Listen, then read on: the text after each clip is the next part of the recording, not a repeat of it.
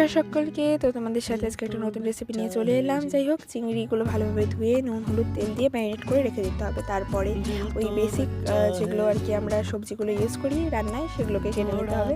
তারপর ওই পেঁয়াজ রসুন লঙ্কাটাকে ভালোভাবে শুকনো খোলায় দিয়ে পুড়িয়ে নিতে হবে। যাই হোক, পোড়াপুরি হয়ে গেলে ভালোভাবে সরিয়ে রাখতে হবে। তারপরে আমরা দিয়ে দেবো কড়াই তেল, তার মধ্যে চিংড়িগুলোকে আধো আধো করে ভেজে নিতে হবে, মানে খুব একটা বেশি ভাজতে চলবে না। যাই হোক, আবার তেল দিয়ে আলুগুলোকেও ঠিক ওইভাবেই নুন মাখিয়ে ভেজে নিতে হবে।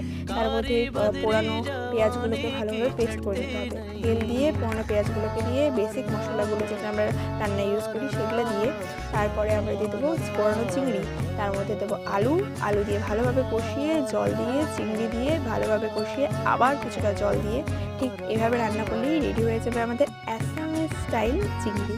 যাই হোক, তোমরা একবার ট্রাই করে প্লিজ বলো কেমন হয় খেতে। বাই।